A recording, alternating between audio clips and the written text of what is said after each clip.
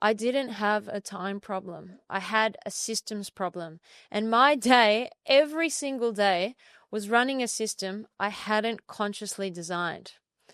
Ahoy and welcome to the Captain's Log. This week is about designing your day like a system.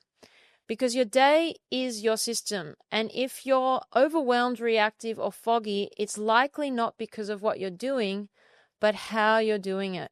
Most of us live inside accidental architecture. We check our phones before we check in with ourselves. We jump between tabs, meetings, people without ever closing the loop. And we wonder why we feel scattered. But when you start to see your day as a living system, one you can design with intention, you start to regain your power. It was during my burnout recovery that I figured it out, when I had space to look back and see the wreckage. Client work, team pressure, financial chaos. I kept saying yes to more, thinking I was needing to manage my time better. But it actually wasn't a time problem at all. It was a systems problem. There was no rhythm, no pattern, and no place for anything to land.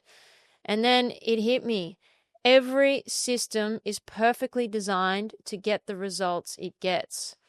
The burnout wasn't the problem. It was the result of the system that I was running. And that was a system that rewarded urgency, overcommitment, and fragmented focus. It was producing exactly what it was built for. And that's when I realized if I wanted different outcomes, I had to design a different system. So I started with my day.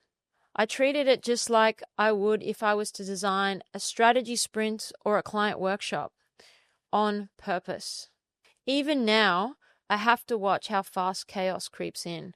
One notification, one distraction, or even just one overloaded day, and suddenly I'm back into reaction mode.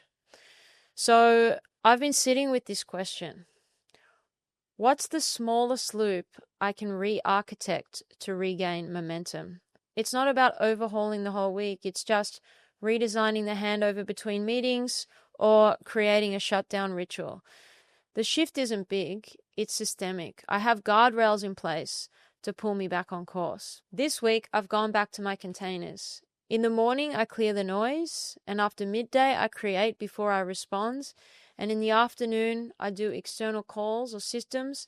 And in the evening, I close the loop by training or hitting a few rounds in the sauna. And no, it definitely doesn't always go to plan. But the difference is I have a plan, and that's enough to stop me from spiraling.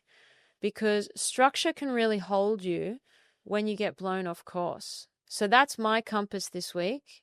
Design your day like a system, because what you repeat becomes what you create. If you're up for it, take 15 minutes this week to journal on one of these and let your answers guide a small design shift and see what opens up. Number 1, where in your day do you feel the most scattered or reactive? 2, what's one small loop you could redesign this week to reduce friction? 3, are your current systems supporting your best work or just helping you keep up? 4, what input, whether that's a habit, an app, or a person, consistently knocks you off course? 5, what would your day look like if it were designed on purpose? If you have any insights on those questions, do drop a comment below. I'd love to hear from you. And that's it for this episode. Until next time, stay steady, Captain. Have a great week. Hold fast.